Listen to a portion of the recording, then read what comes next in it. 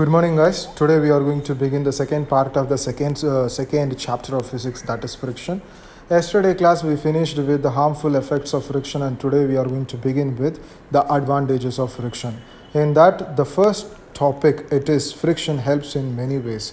Yes, we consider friction is helping in many ways because friction, we call it as necessary evil.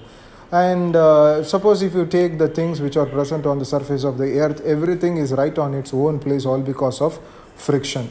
And one more case also, like if you are having a soapy hand or oily hand, you may not be able to catch hold on a glass of water or a glass of tea. But the same way, if you are going to catch hold on earthenware, it will be very easy for you because of the rough surface which is giving a friction for you. And the third case, same way, you may not be able to walk over a very shiny and smooth or slippery, oily or wet surface because it may cause you slip off on the surface. And same way, if you take vehicles which are rolling on the polar regions or ice areas, okay, snowy areas, they should have belts on their tires so that will offer them a friction to roll on the metal roads on that areas.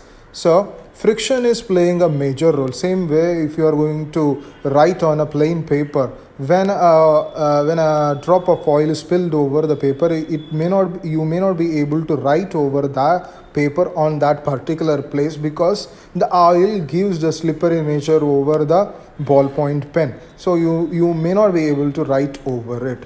So we call friction as a necessary evil. And then second case, they are talking about the friction is helping us to slow down the motion. That is, here they are talking about the brake pads.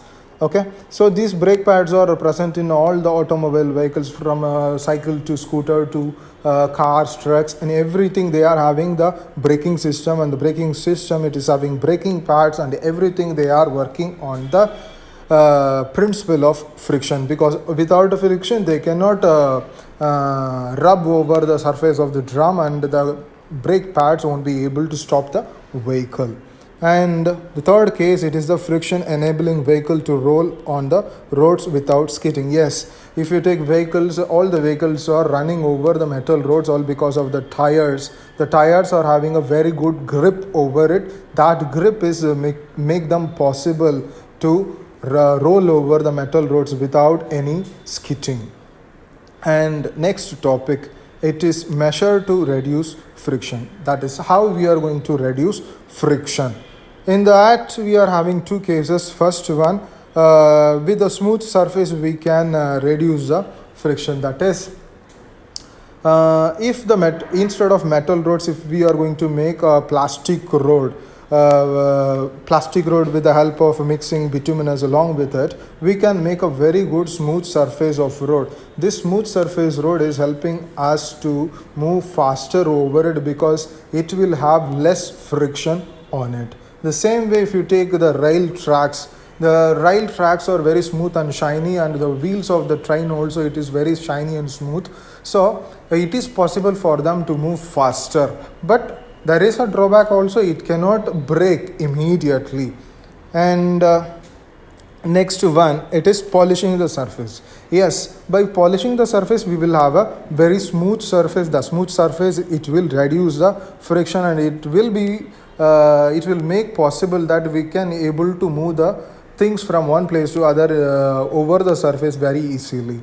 And the third case, it is by reducing the area of contact between the two rubbing surfaces. Yes, by reducing the area of contact, we can reduce the friction. If suppose we are going to drag a big box over the surface of a floor, or we are going to drag a big log of wood, it will be very difficult for us by dragging them directly over the surface. If suppose we are going to offer them wheels, or we are going to place them over wheels, it will be very much easy for us to move that object. We need very less energy to move that object. So That is all because we are reducing the contact area of contact between the two surfaces that facilitate them to reduce the level of friction in it, that makes possible for us to move that object from one place to other. The same way nowadays we are having briefcases with the wheels and also handles provided with it.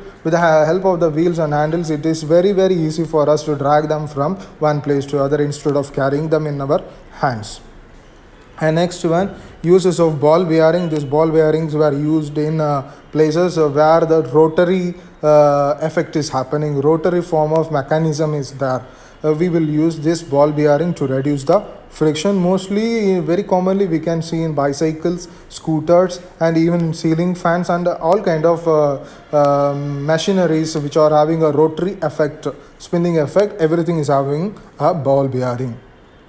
And next one, use of particles of powder as a ball or roller. So most of us may played the carom board. When we are playing carom board, we used to use the talcum powder for the better movement of the coins and the striker, smooth movements of the coins and the striker.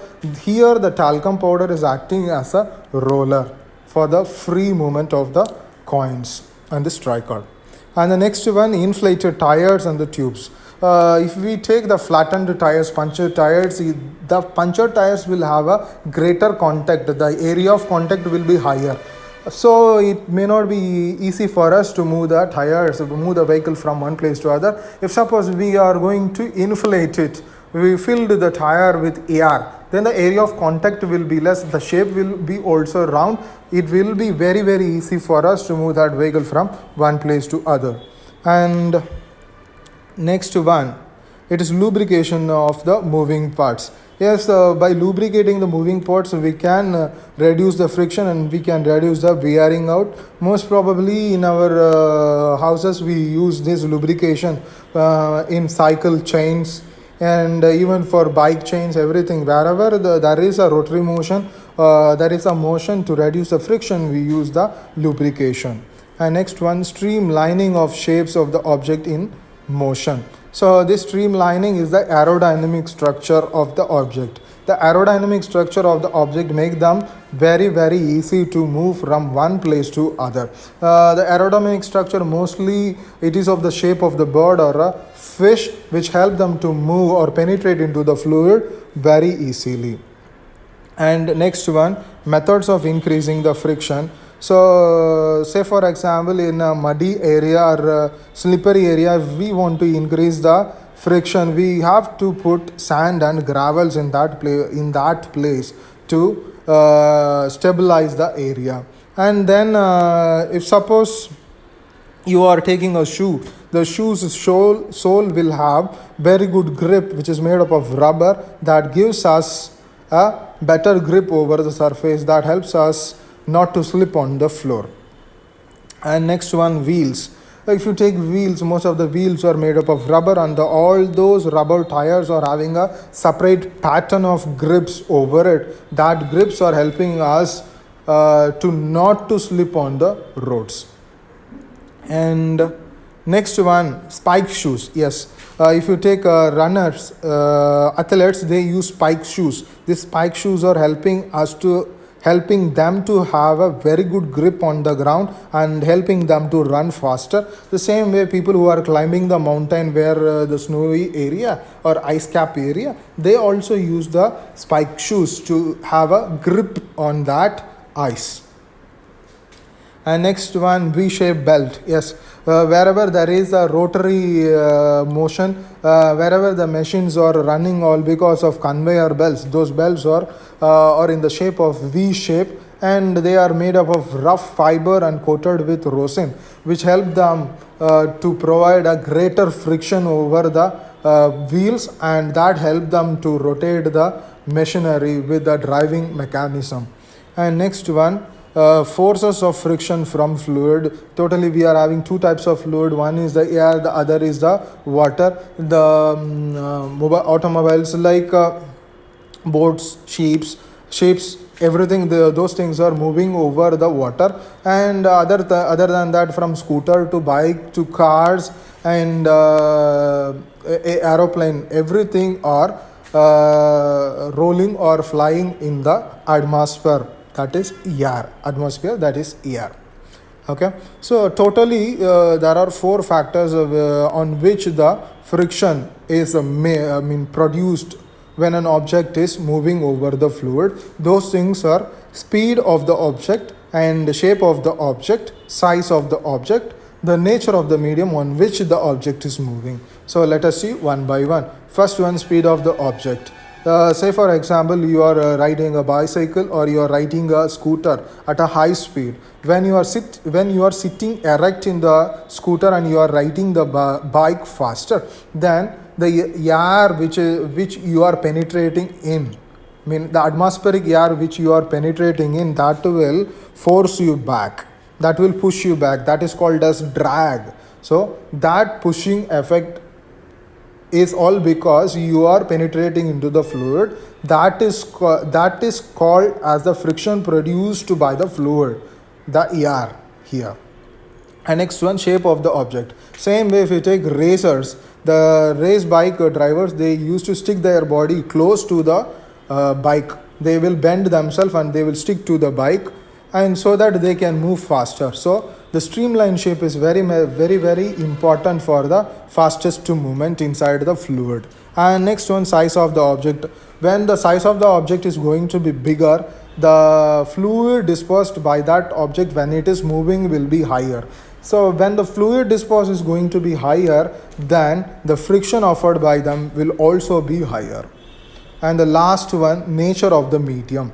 So if you take water is having higher density and higher viscosity. So water is providing higher friction than air. So depending upon the medium, also the friction will increase. So by this, the second chapter of physics is over. Thank you, class. If you have any doubt, please let me know.